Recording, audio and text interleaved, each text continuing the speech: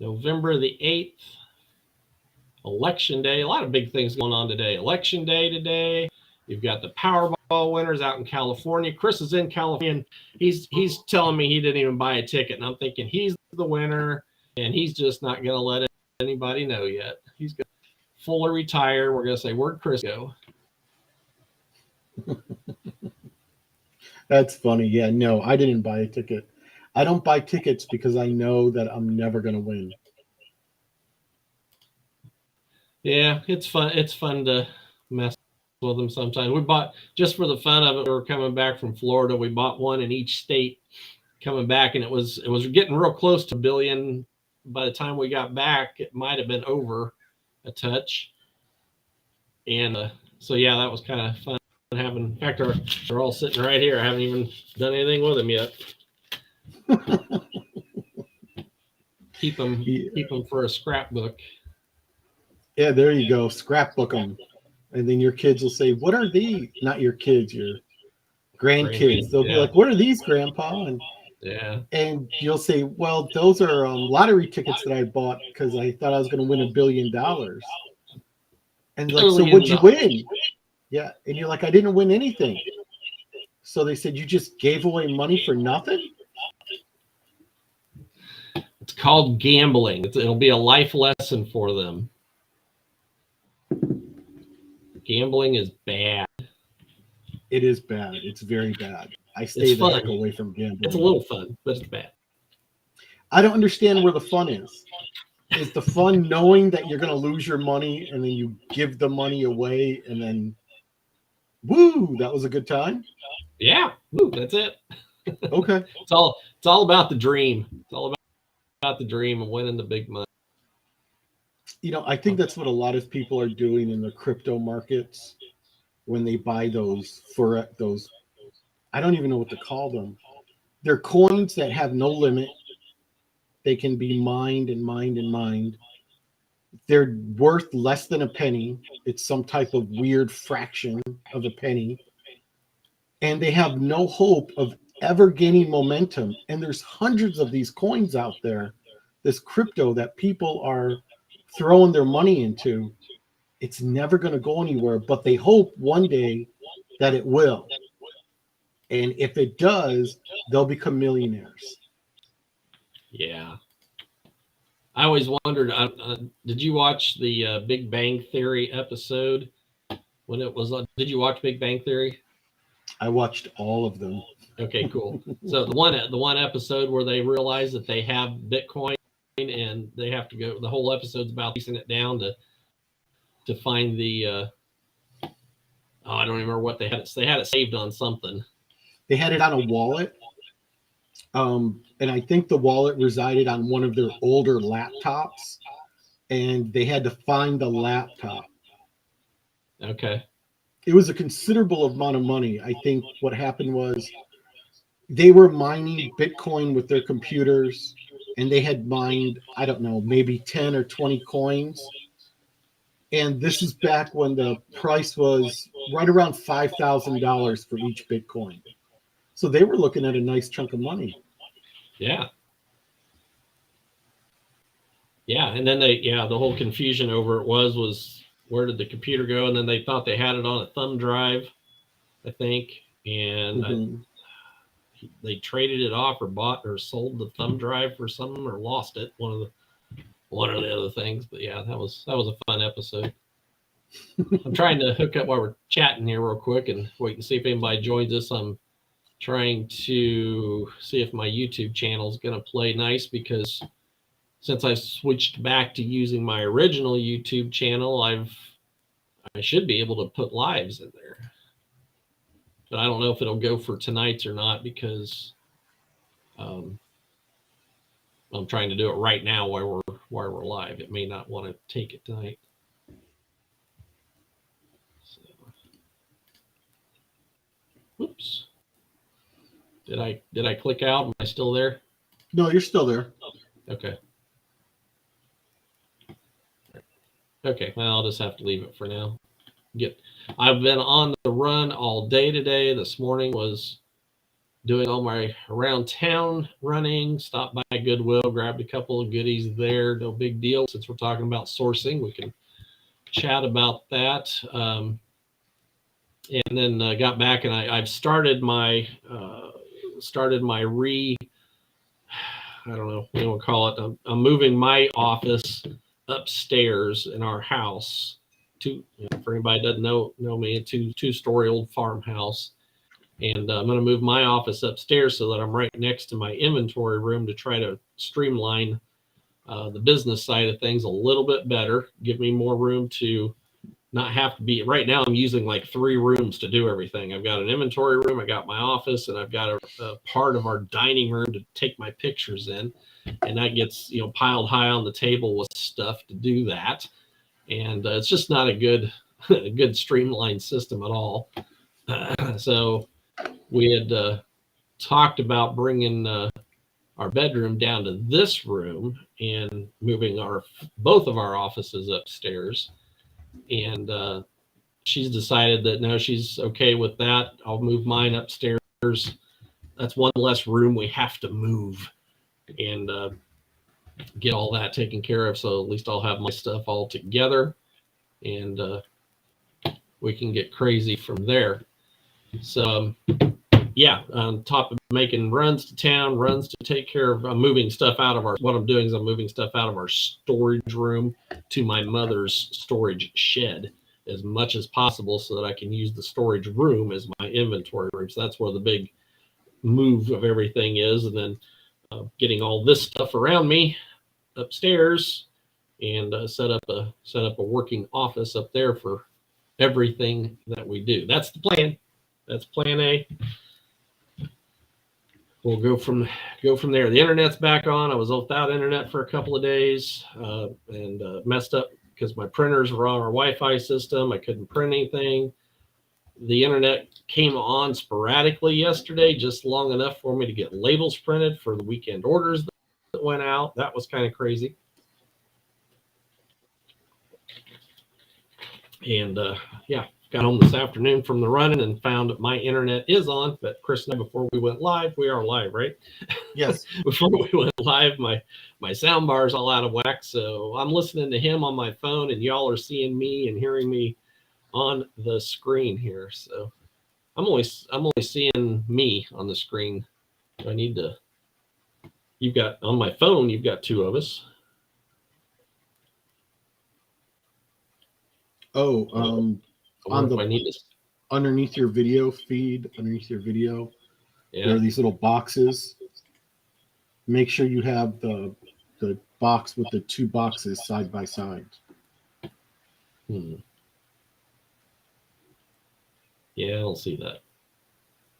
Uh-oh. So anyway, I'm looking at myself, I guess. As long as we're showing up everywhere else, all right, that's fine.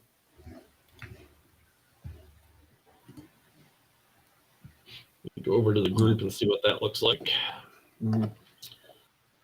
So yeah, welcome everybody back to our weekly time frame here. 5 o'clock Eastern, a little after my time, and 2 o'clock Pacific time out where Chris is at in California. Did you catch any of the lunar eclipse? Was that visible for you guys? Sadly, I don't know. I've been so busy reselling that I missed all that. Well, that's good. I'm glad you've been busy. Yeah, it looks like we're okay live over on the group. It's running slow, lagging, but it's there. Oh, probably because you've got too much lag on your internet. Yeah, that's no problem. No problem. Oh, there goes Deputy John driving by, just blew his horn at us. Our oldest daughter is a 911 dispatch manager boss, and her boyfriend that she lives with is a county deputy, and she's here at the house for a few minutes and before she has to go into work, and he just drove by in his cruiser blowing his horn at us. It's good to know Deputy John's out there keeping track of us, keeping an eye on us. I'm so sorry, and I don't know your daughter. I don't know Deputy John, but the way you're saying Deputy John, I'm hearing Deputy Dog. I knew it. Yeah, I knew you were going to say that. But again, no disrespect is intended. Nope. Well, and it's funny because they have three big dogs. You've heard me talk about the dogs before that we watch, and they're here as much. Well, they're not here as much now, but they were here just about every day for a long time. And in fact, Ellie, one of the dogs, is over my shoulder right now. I don't know if you can see her on the screen, poking her head in the door. But so yeah, she's got three dogs. We've got Deputy John, so yeah, we can call him Deputy Dog, and all's good. All right. So, estate sales. How do you feel about estate sales? Oh, I love them. Estate sales are awesome. Yeah, when we talk about sourcing and all the different types of sourcing that are out there, a good estate sale can really set you up for some nice money. How often do you get to them? I try to find at least 2 every week. Yeah, I've got now. How are you set up? Are you set up to get notices from a couple of estate sale companies, or do you have a certain site that you look for them on? Or yes, to all of that. So when I go to an estate sale, if they have a card with their electronic information, like their website and their email address, I snatch that up right away. And normally, if they do have a website, on the website, it's a way to register for updates in our area. The other way I do it is there is a site I go to. Now, this is a big thing. Hang on for a second. Let me find out the name. I wasn't prepared for that question.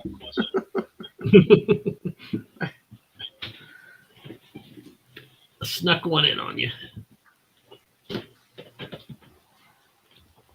GarageSaleFinder.com. Okay. It's all one word.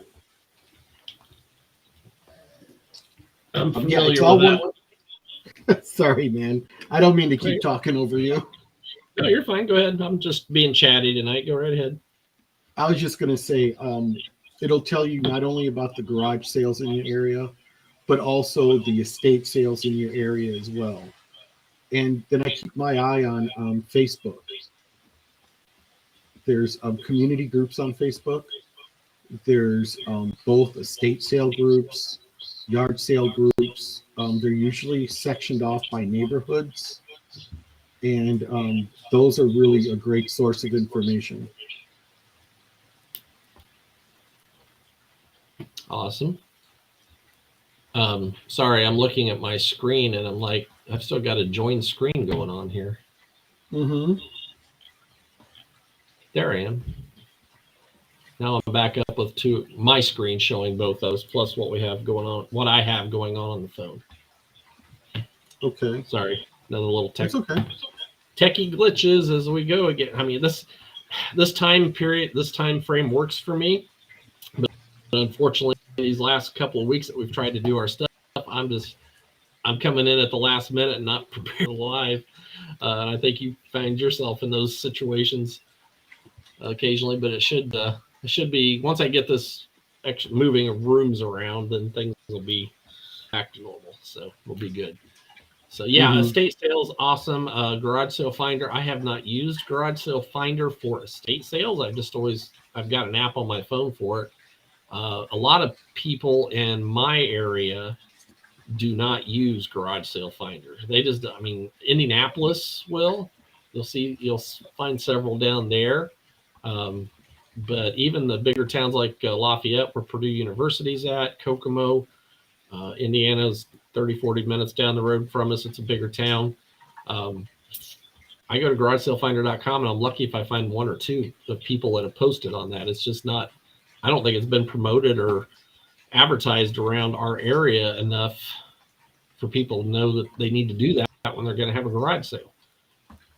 So, but I definitely will take another look at it for the estate sale side of it, because I have missed missed out on that. If there's something there, garage sale.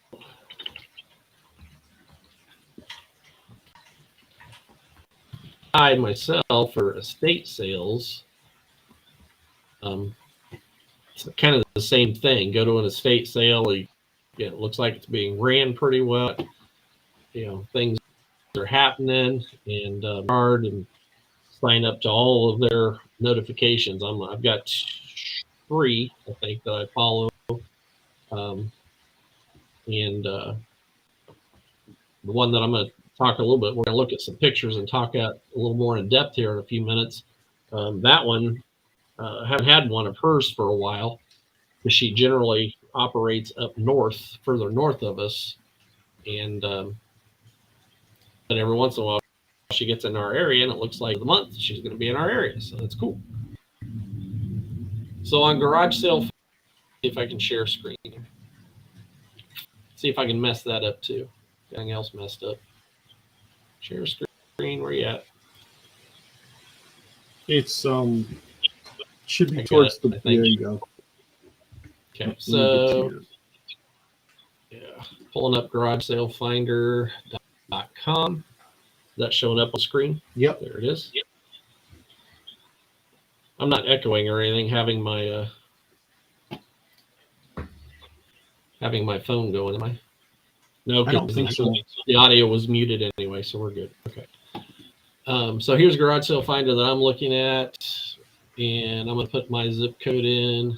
It's already there. And let's see if there's any estate sales action happening in my area. There's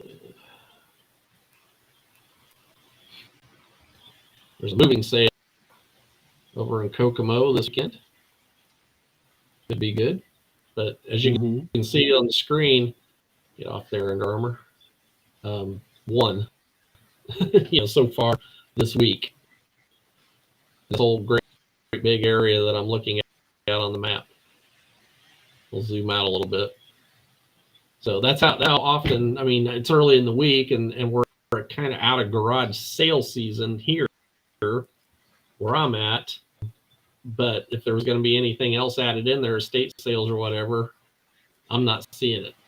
Is there a different button or a different search to do for estate sales on this? No. They'll just show up if they're there? Yep. Okay.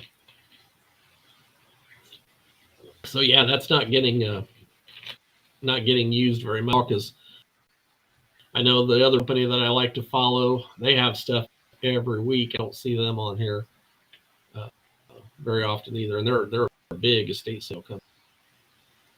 And that just goes to show you that region, what works in one region may not work in another region. Right. Exactly. So I was thinking something in Indianapolis should show up. Unless I've got it set for too close to me, like if I got a 50-mile search instead of a 100-mile search. So in Indiana, Jeff, what is your main source of information for estate sales and garage sales? Facebook groups. Yep. Sure. Facebook, anything Facebook I can find. Yep. Let me see if Indianapolis is going to pull up here. Anything's going. Again, we're early in the week, and state sale stuff, they're just now starting to advertise for their weekend stuff if they're big.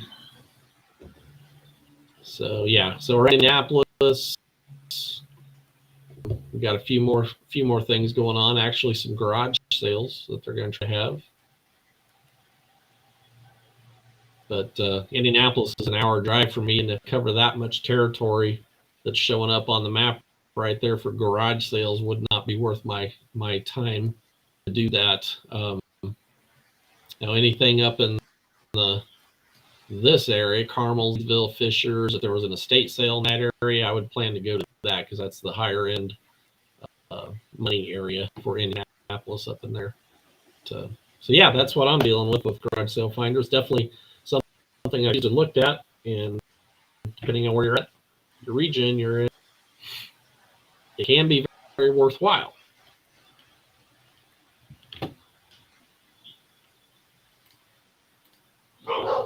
Oops. Try to get back over here. Okay, stop shooting. Hang on just a second.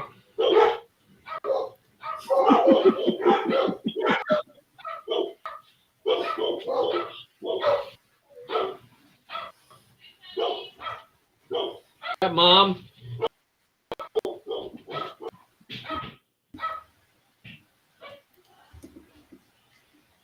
Okay, we had mom. She had to knock on the door, get the dogs going. So we're going good. The estate sales is the premier to me. Is a lot of time it's a premier sourcing opportunity for people. I mean, like I said, garage sales and yard boys are great to get to and make, you can do some great things with those. Thrift stores is another sourcing option. And there are people that do, I'll come back around to estate sales here in just a few minutes. But thrift stores, that's something that some people, that's all they do. And in fact, I mean, I think everybody wanders off into the different types of sourcing here and there, depending on where they live and seasonal and stuff like that. But a lot of people, that's what they make their living off of, is just going to thrift stores. Some people, storage auctions. Storage auctions has gotten a little more, I don't know, it's not tough to do. It's just different. There's not a lot of live storage auctions anymore, although you say that you do have some in your area, which is cool. We have, like, I think we talked about this before, I have like one every once in a while that's still alive. Everybody here is doing it online. Doesn't matter what the weather or season or anything like that. It's just everybody has migrated to doing online. So. Oh, wait. And for a second, I have to ask you a question then. So out here in Southern California, it's like winter all year round. But where you at with the winter, did you guys have storage locker sales in the wintertime? There might have been. I got started really looking for storage units. It's possible that they might have had some in the wintertime if the weather was halfway decent, just to be getting rid of them. I don't know how long storage auctions, what's the one that I use? Online storage auctions, storagetreasures.com. I don't know how long that one's been in existence. It's probably been around a while, but that's where the majority of, there's a couple other auction sites out there, but that's where the majority of them hang out at. And I think it just takes a while for storage unit owners that are doing auctions to migrate over to that. The one storage unit here is where I keep stuff at. He did the auctions himself. He didn't even hire an auctioneer. He just did them himself. I mean, if you as a auction facility owner, you're sitting there stuck with a unit that somebody's quit paying on, and it takes like 4 to 5 months before they can actually sell it. By the time they go through all the legal stuff, he's lost a lot of money on that unit, and then he's going to hire an auctioneer to come in and end up selling it for $50. If that's the high bid. Obviously, there are some that, if it's a big unit and got a lot of good stuff in it, it can go for a couple hundred or even maybe into the thousands, depending on your area. Again, my area is not a high income area. $400 or $500 for a unit is pretty good. As far as, that's got to be a good unit if they're paying that much. So yeah, once you add in if you buy and have an auctioneer come in and have to pay their fees, you've already been sitting on this thing for 4 or 5 months before you can sell it. And so it just makes sense that they still pay a fee to Storage Treasures to run it online, but it's just a whole lot less hassle for them. They get it up, it goes through its time, whatever time they set it for, it sells, and then they can move their, get that unit cleaned up and ready for a new person to move their stuff in and start making some money off of it again. So yeah, it's a process for these storage units.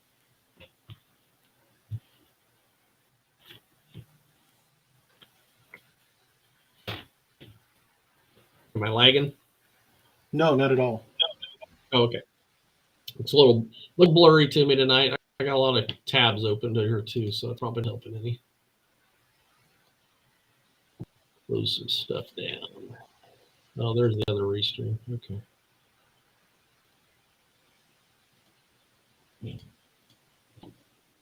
What about your guys with storage units? Is most of it live? Have you done an online purchase before?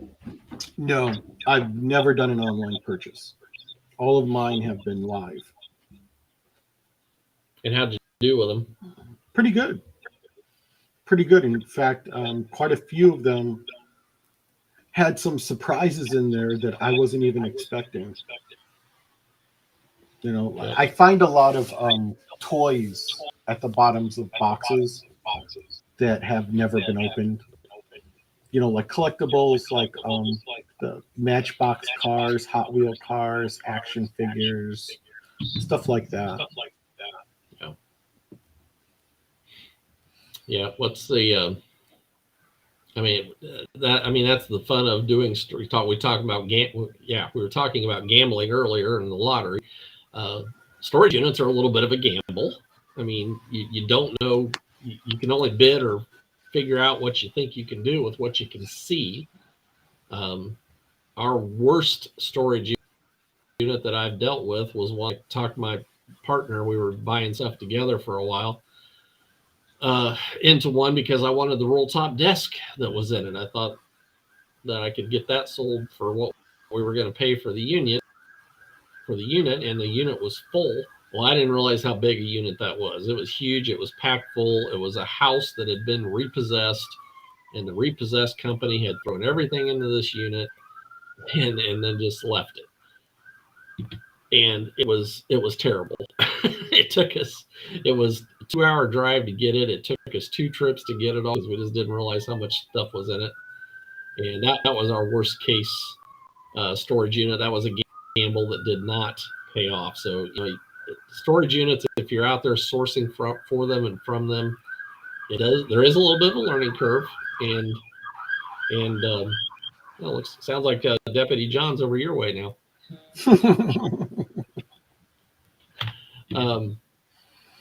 But there is a gamble, and I don't know. The one that I've had the most fun with was actually just a small one.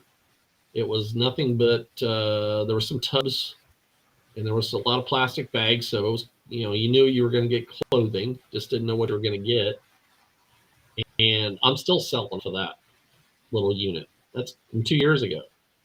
I've still got coats and jackets that were in it that I hadn't listed until this year, prior to getting closer to winter. And it was kids stuff, and it's mostly kids coats or smaller ladies size coats. But there was over $60 in cash in that unit, and I paid $10 for it. So, when you find some cash in it, that's pretty good payoff on that gamble. I have never found cash, but I did find coins in a gumball machine. Coins in a gumball machine? Yeah, about like $5-6 worth. Was it a machine that they had at a location somewhere, and like a business, and they were, or was it a kid just using it? And it was one of those kids machines where you buy the gumballs from the toy people that they taste absolutely horrible. You put them in there, and then your kid puts in a quarter, and then it gives them a gumball. It's cheap plastic. The dome was cheap plastic. The body was plastic. But this kid, he took really good care of it, and then outgrew it. And when he went off to college, his parents sold it with the coins still inside of it. Nice. Good deal. Yeah, you just never know. Have you done any, when we're talking about auctions, public estate auctions? Have you gone to the auction house? Public Where they've done, estate auctions. yeah. Well, I'm sorry, I'm mixing it up. Public estate auctions are like an estate sale, except you don't go through the house and picking stuff out. They have stuff laid out in lots, and you just go from room to room, lot to lot, and they're either selling off the whole room or they're selling off a box of this, a box of that. Maybe stuff in the garage is up for sale now. He'll give me 15. He'll give me 20 for the whole garage. Anything that's in the garage. Ever been to anything like that? A farm sale, they call them sometimes. No, I've never been to anything like that before. Okay, those are very popular in our area. That is, I mean, I've got one company that I have on Facebook. That's how to do it. They're an estate farm sale company, and I haven't made it to any of their auctions. But yeah, that's but my mom's friend passed away a few years ago, and I'm sorry, she didn't pass away yet. She was moving, downsizing. She moved into town. She was selling off her stuff, and she did it through one of these types of auctions. And so we went in and helped her get things right, so we kind of knew what she had and stuff. But tons and tons of people showed up for it. Auctioneer's doing his thing, and he's selling stuff off room by room by room. And then there were a few items. She had a big slate pool table. There were some vehicles involved, different stuff. But I mean, they were selling off, that way. And we found that that's not, if you're actually going to sell stuff that way, that's not always a great way to do it, because they tend to get a little bit lazy and they try to sell off that whole room, and you may only get $100 for that whole room, and there may be some good stuff in there. Everybody's got their way of doing it, but that's what we call a kind of like a farm auction. I let land gets sold, tractors get sold, whatever, that kind of stuff. And then you've got your regular auction houses. Have you auction house where have you done any good with? I have. I've been to a few of them. Nothing like, none of the famous ones, where they're selling super high-end items. But I've been to some local ones in the LA area and San Diego. And I did pretty good with those, but only because I knew exactly what I was buying. I knew exactly how much I could pay for it. And if it went over threshold, I walked away. I didn't try to own it to win the auction. Don't ever try to win an auction, because you will lose. Don't keep bidding just because you want to win. Mm-hmm. Yeah. There's no profit in it, because we're resellers, and the person buying it is a speculator. He'll pay way more than you can pay and pull a profit. Right. Yeah. What was I gonna say? I can't think what I was gonna say. Anyway, yeah, with that style of auction, at least you get to take a look at what you're gonna be bidding on, and I've been to one. That's what it was. The only down that I don't like about that type of auction, and like here I think we've got an auction house that does it once a week, but it's about a 40-minute drive away, whatever. We've got another one that's fairly close to us. I think they do it every other week, but it's just that it can be an all-day thing. If you go in and look around at the stuff that they're going to be auctioning that day, and as resellers, there's going to be some stuff that I don't care. I mean, even as there's going to be stuff that you don't care, but you may have to wait if you really want it. You may have to wait half the day before they get around to selling the stuff that you're looking for or you're wanting to do. Whereas like farm auctions that I was talking about, or estate sale type auctions or whatever, at least you're going to get it done. They're going to move through that pretty fast to get it out of there. But this auction house stuff it can be fun if you're. I mean, there are people that's their life, man. I go into one. We went to one pretty good sized one in a town south of us, and it was amazing to watch what the people were buying. And there was this little lady and her husband walking around with a big box on her walker, and he was just buying all the little knick-knack type little boxes that they were selling off. And I'm like, hoarder. Yes. There's just no, I mean, there's people that go to those, they live their life revolves around those types of auctions to go to and just buy stuff, They have, just crazy. But that's what keeps somebody happy, then so be it. Well, I know what you're saying. It is a big time investment. But there is this one sale I went to. It was in Oregon, right there, like at the northern edge of Portland. It was kind of cool because it was a barn. So you walked into this, and then you could review all the stuff and ask people questions. They had this huge collection of Hummel figurines.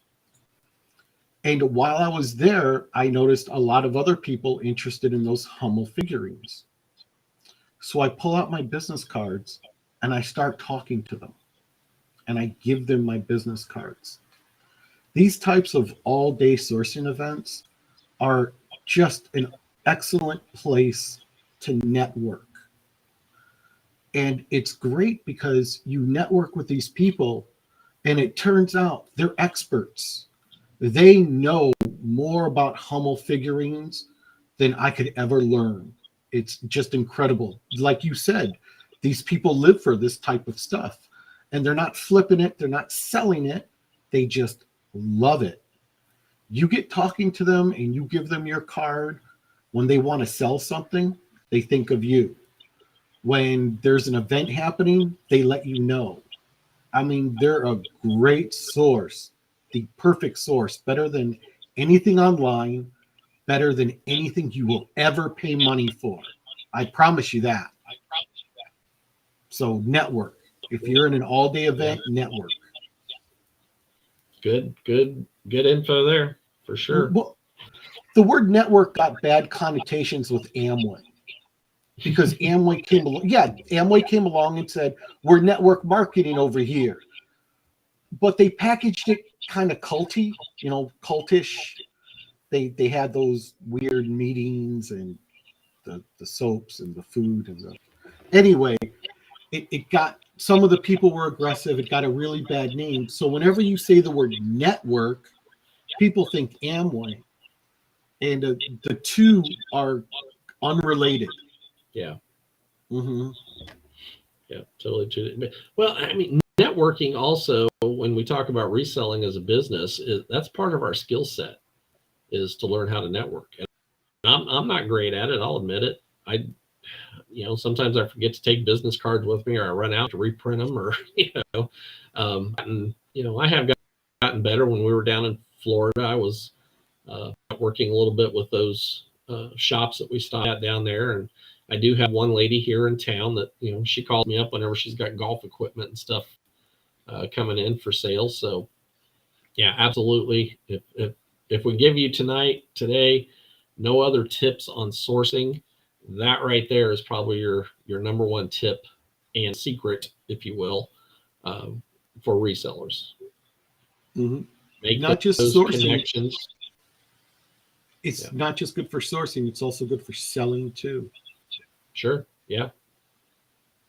Yeah, because they're gonna bounce. You know what they like, and you come across it, then you've got a connection to say, hey, he's in today. Do you want him? I get a kick out of one of the people, YouTubers that I follow, Lonnie, the shed flips guy, down in Alabama. They've got a guy. Okay, their guys buy stuff, and he'll let Lonnie know what he's getting in. Lonnie usually gets first choice or first look at whatever this guy's got coming in. Well, this guy doesn't want to be on YouTube. He doesn't want his name mentioned because for whatever reason, which is fine. So they just call him the guy, our guy today. We're going to go see our guy today. And I was watching one of the YouTubes a couple of weeks ago, I think it was, and his wife Candace, she let the name slip real quick. I'm surprised he didn't edit it out, but he's like, no, it's not that, it's the guy, it's the guy. So that was kind of cool. But that's networking and working with other sellers and buyers at the top of the list there. And when you get in with somebody and you get first dibs, you get to come look at stuff first before anybody else does. That's a pretty cool situation to be in. Yes, it is. You mentioned a YouTuber. One of the YouTubers that really helped me get serious about this, the Rockstar Flipper. We all know him. We've all seen his videos.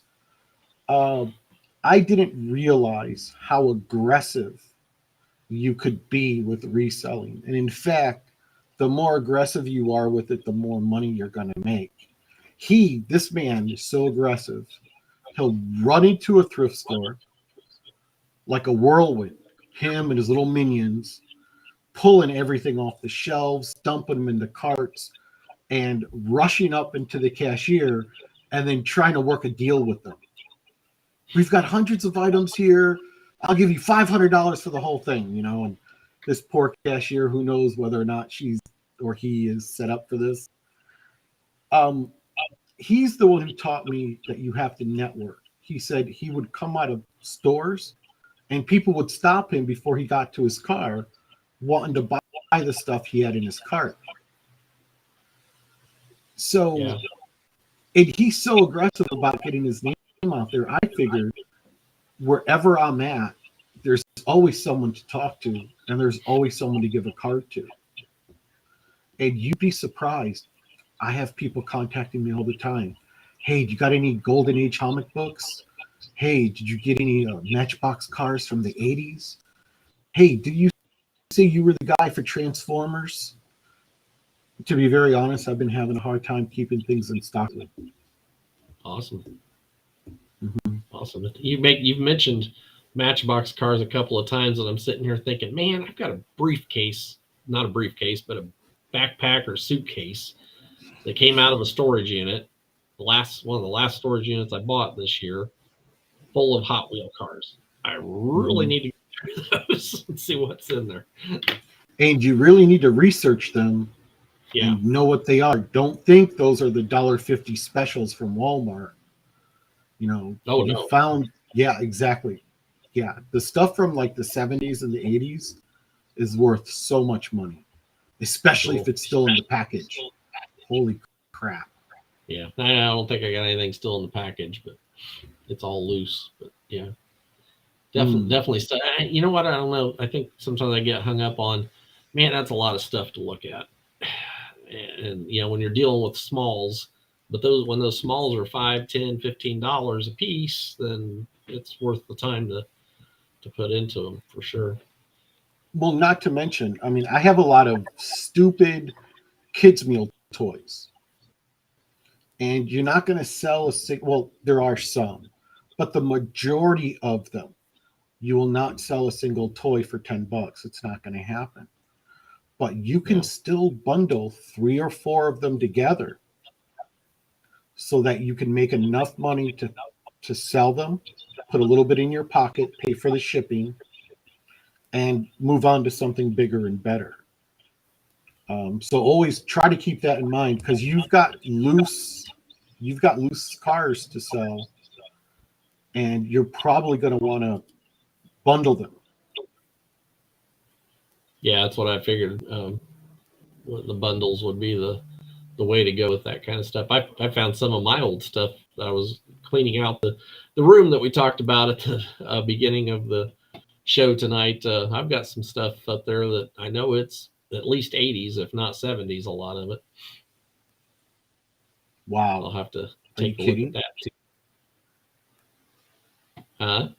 Dude, that's like the city of gold. Yeah, well, I got to take a look at it and see what I've got, because I don't know what I've got. Don't know what I've got. So this leads us into the portion of the store, everyone. Show store. I got store on the mind. If you have it, list it. If you have it, list it. If it's Yep. not listed, it's not gonna sell. That's for sure. I've seen somebody was given I don't know, top 5 reasons resellers don't make more money, or don't get enough sales going or whatever. And one of those is because they don't list what they've got. But it's also sometimes they get emotionally attached. I mean, yeah, I've got stuff from my childhood that I don't want to sell, but if it's doing no good besides sitting there and I'm not displaying it, it's just in a box, you know. You got to sometimes you got to get over the emotional attachment and just move the stuff that you've got if it's worth the money. If you're going to be in business to sell stuff, then sell stuff. Yeah. I'm not saying get rid of everything. I'm just saying you got to get past that emotional attachment on some stuff that we have, especially when we talked, a couple shows back about getting started in reselling. And you've got 40, 50 items within your house without even thinking about it that you could list and get rid of. But why are you holding on to it? Oh, I might need to use that someday. Oh, so and so gave that to me. Well, okay, but is it being used? And could somebody that still has some value, could somebody else get some use out of it? And you make a couple of bucks. Mm-hmm. So, or help your account get some activity on it, or to show that you've had some sales on your store so you can build up your feedback. A lot of people sell stuff off cheap just to get the feedback built up, so more buyers feel comfortable buying from them as well. Mm-hmm. And you may have items. That's true. You may have items laying around that they may not be worth much, but they might sell, and they just help get that part of it going too. And as I'm moving rooms and cleaning stuff out, guess what? I'm finding stuff. Mm-hmm. So I told you, Chris and I talked about before we started the show, I was going to talk about an estate sale. And as we're talking about sourcing tonight, let me see if I can go back to share screen real quick to finish up with. If you're okay, Chris, unless you got something else. No, go for it. Get off there. Where'd my share screen go? There it is. All right.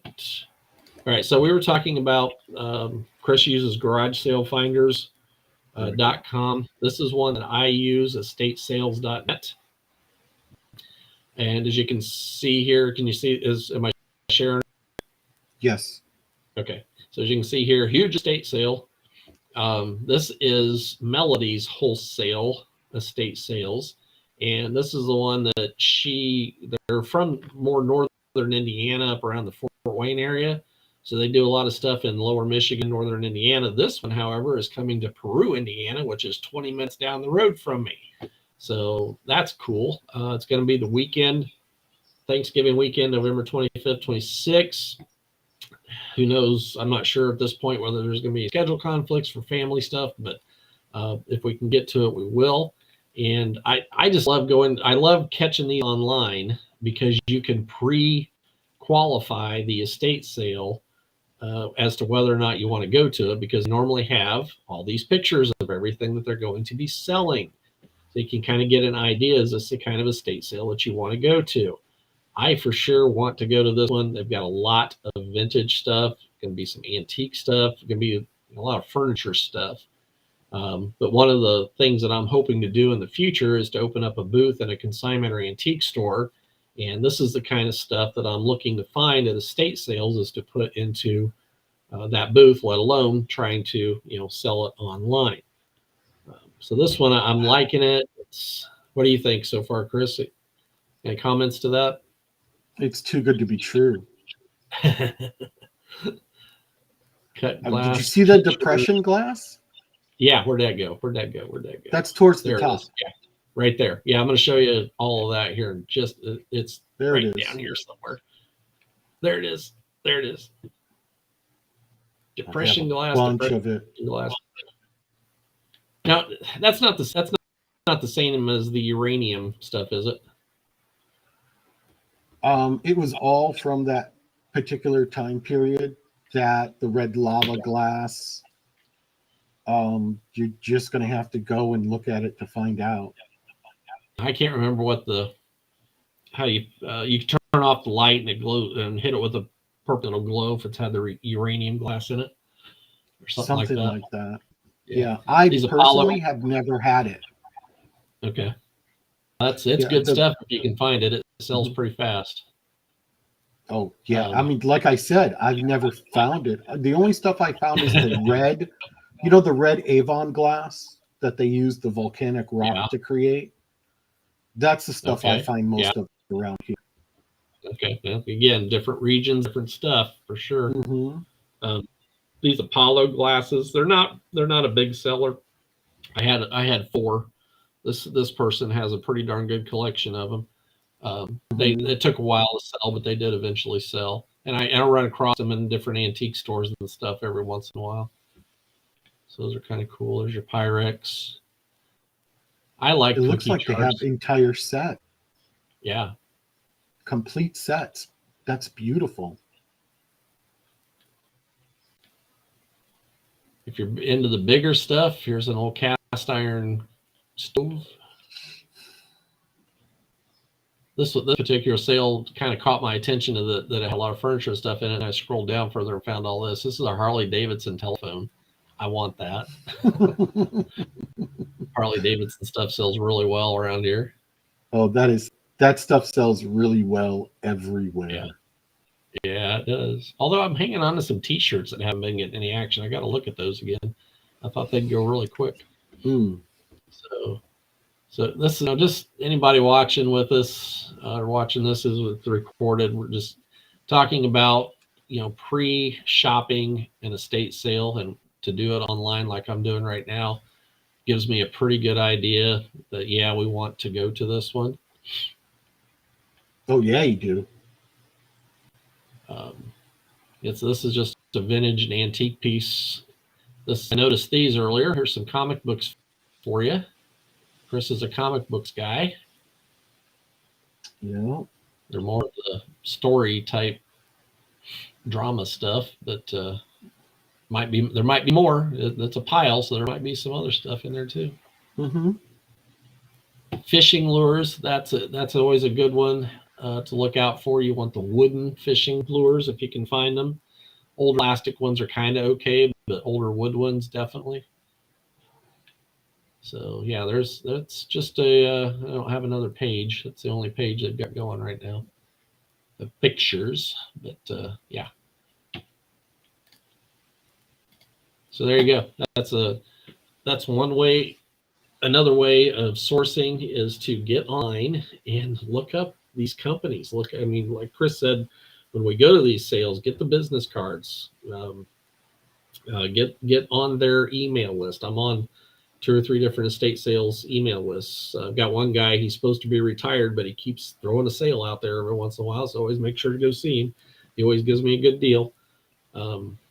Networking and using the tools and the resources that you have. The incoming shows here, I will be talking a little bit more about retail arbitrage. I'm using a site, Seek. There's probably other sites out there. It's just the one that I was most familiar with and comfortable with because I've used it before. But it's cashed in for me a couple of times, and it may have cashed in for me this week already. And I didn't have to leave my desk. It was sent. The items I bought were sent to me. Video games. And I got them at like 60% off, and I'm gonna as soon as they flip, I'll be back in profit with that. So tons and tons of different ways to source out there. Most people find 1 or 2 ways that really fit their needs, and fit their schedules, and fit their what they can, the items that they want to source, and then we mix and mash in the other stuff when we can, when it's available. Like for me, yard sale season is basically over with. I'm looking for those estate sales. I'm looking for those moving sales. I'm looking for in anything that, the barn sales, like Chris was talking about, something that's going to be inside because we're dealing with the weather. As we finally will start getting cold next week, we've got one more maybe 70-degree day to sneak in here at the end of the week, and then the bottom's going to drop out, and we're going to be down in the 30s from now till who knows when. So awesome. Any other comments or questions, Chris? No, I got none. I think we covered everything today. And then some. We touched on, got the fun part about sourcing. We touched on a little bit of everything, but we can dig into detail, into any one of those subjects. So if anybody's got any questions about sourcing, I'm going to put BrickSeek affiliate link down in the description of the groups that I'm live streaming to. Resell Treasure Hunters group, and over to my YouTube channel, which I am back on my YouTube channel, Beeman Online. That is my business YouTube channel, and I've messed around a couple of times with pulling stuff off of that, and then I bring it back. And what I do over on what I do over on that YouTube channel is talk about commerce, business, and affiliate marketing, because they go hand in hand. So I share both because we have playlists. I have a playlist for reselling. I have a playlist for basic marketing. And Chris has got his YouTube channel, Succeed Chris, right? Mm-hmm. So you can, if you're watching this live there, he'll have that on that channel as well. And Chris also streams to a couple of other places. Just look him on Facebook. He's got good stuff going on.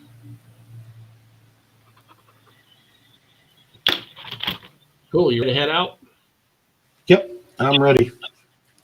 All right. We'll call it a night, folks. Thanks for stopping by and watching. Until next time, happy selling. All right.